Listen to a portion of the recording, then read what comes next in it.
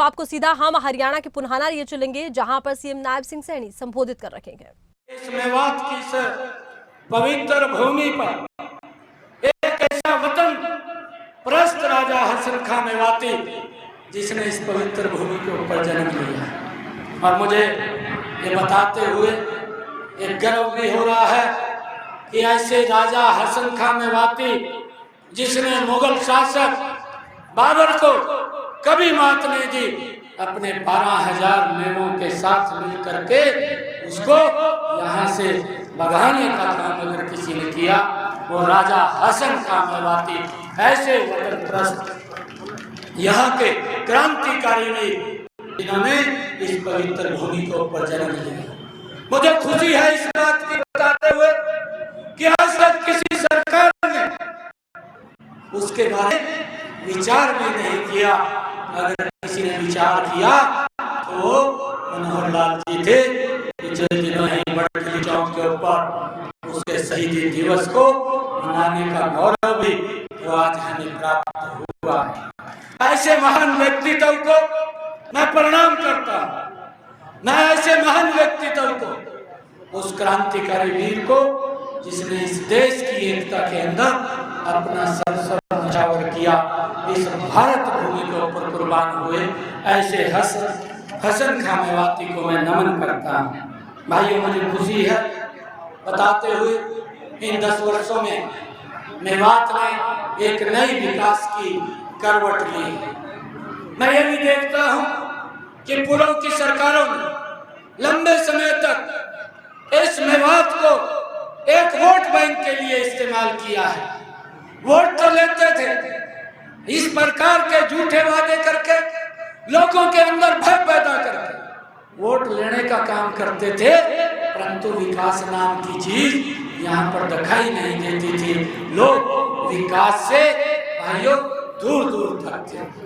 परंतु इन 10 वर्षों के अंदर अगर हम देखते हैं, नरेंद्र मोदी जी के नेतृत्व वाली सरकार और भारतीय जनता पार्टी मनोहर लाल जी के नेतृत्व वाली सरकार ने पिछले 10 और 9.5 वर्षों के अंदर मेवात को एक विकास की नई दिशा के साथ जोड़ने का काम इन 10 वर्षों के अंदर किया है।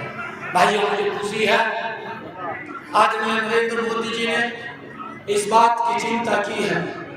कांग्रेस के लोग तो भाइयों इसको एक वोट बैंक के रूप में उपयोग करते थे, परंतु नरेंद्र मोदी जी ने चिंता करते हुए मेवात को वेस्ट रीजनल डिस्ट्रिक्ट के अंदर शामिल करके, आकांक्षी जिला में शामिल करके, ये पिछड़ा नहीं, ये अगड़ा होना चाहिए।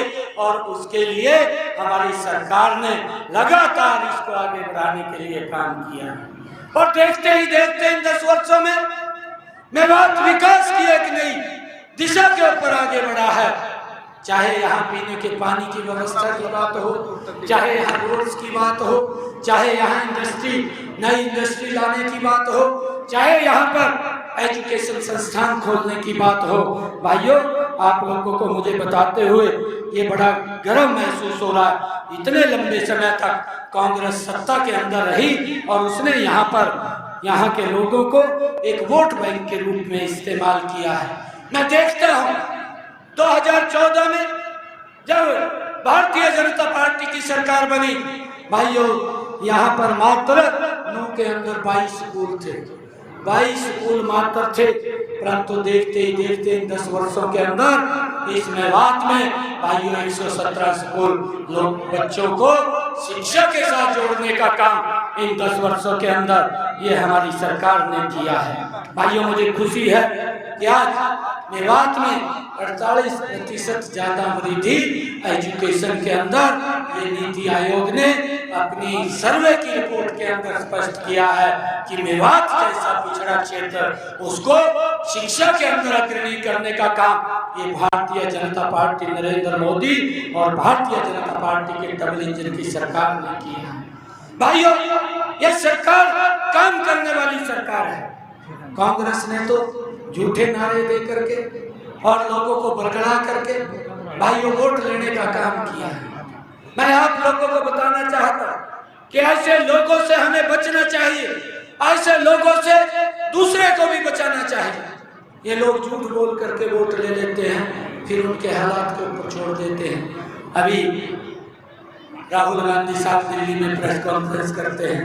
एक झूठ पहले उसने राजस्थान के अंदर बोला था, जब पिछला 2000 पीछे विधानसभा का चुनाव चल रहा था, उस चुनाव के अंदर किसानों के बीच में जा करके एक जनसभा के मंच के ऊपर जा करके बोल दिया कि आप हमें वोट दो, हम कर्जा माफ करेंगे। भाइयों, किसी का कर्जा माफ नहीं हुआ और उसका दुष्परिणाम वो राजस्थान के किसानों को भुगतना पड़ा। आपके पड़ोस में है, आप सब इस बात को जानते हैं। भाइयों, जो उन्होंने झूठ बोला उसका दुष्परिणाम ये निकला कि 4,500 किसानों ने राजस्थान के अंदर आत्महत्या की और 16,500 किसानों की जमीन गुम कर दी गई। ये उनके झूठ का परिणाम निकला, परंतु उसकी एवज के अंदर नरेंद्र मोदी जी ने देश के किसानों को मजबूती की ओर ले जाते हुए प्रधानमंत्री किसान सम्मान निधि के माध्यम से 3.5 लाख करोड़ रुपया डायरेक्ट किसान के खाते के अंदर पहुंचाने का काम, उसको मजबूत करने का काम ये नरेंद्र मोदी की सरकार ने 10 वर्षों के अंदर किया है। भाइयों, इस बात को हमें समझना चाहिए कि एक सरकार काम करने वाली कौन सी सरकार है। मुझे इस बात की खुशी है कि आदरणीय नरेंद्र मोदी जी ने आयुष्मान कार्ड जैसी योजना दी, व्यक्ति को 5 लाख रुपए का अधिकार दिया।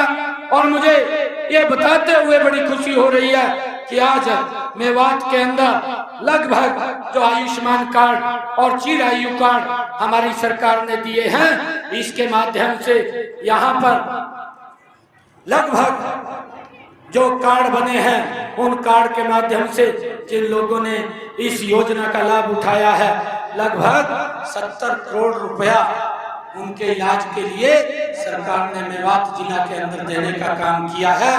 भाइयों, ये अगर व्यवस्था कोई करता है, गरीब व्यक्ति को संबल देने का काम करता है। कांग्रेस के समय के अंदर भाइयों, व्यक्ति गरीबी रेखा के नीचे चला जाता था अगर उसको ये मालूम पड़ता था कि इसे कोई दुर्घटना, गंभीर बीमारी है, बीमारी के कारण वो गरीबी रेखा के नीचे चला जाता था। परंतु नरेंद्र मोदी जी ने आयुष्मान कार्ड और चिरायु कार्ड दे करके 26,643 लोगों को भाइयों इसका लाभ पहुंचाने का काम किया। यह खुशी है इस बात की कि व्यक्ति को मजबूती की तरफ ले जाने का काम, उसको गरीबी से बाहर निकालने का काम इन 10 वर्षों के अंदर ये नरेंद्र मोदी की सरकार ने किया है भाइयों। और उसके साथ साथ किसानों को भी उनकी फसल का मुआवजा देने का काम भी हमारी सरकार ने एक बड़े दर्जे के ऊपर आकर के किसानों तक पहुंचाने का काम किया है। भाइयों, हम आप लोगों से मैं ये अपील करने के लिए आया हूँ कि आइए मिल करके यहाँ से राव इंद्रजीत सिंह जी, जिनको आदरणीय नरेंद्र मोदी जी ने कमल का फूल दे करके आपके बीच में आप सबका आशीर्वाद लेने के लिए भेजा है। मेरे आप लोगों से आग्रह है कि इस विकास की गति को भारतीय जनता पार्टी रुकने नहीं देगी। जो भी हमारे नेतागण मंच के ऊपर बैठे हैं, कभी भी एक काम लेकर के हमारे पास आएंगे, आप कमल का फूल खिलाइए। मैं आप लोगों को विश्वास दिलाता हूं कि इस विकास की गति को जो नरेंद्र मोदी जी और मनोहर लाल जी ने इस गति को आगे बढ़ाया था, इस गति को और तेज करने का काम ये हमारा है। इसको हम कहीं रुकने नहीं देंगे।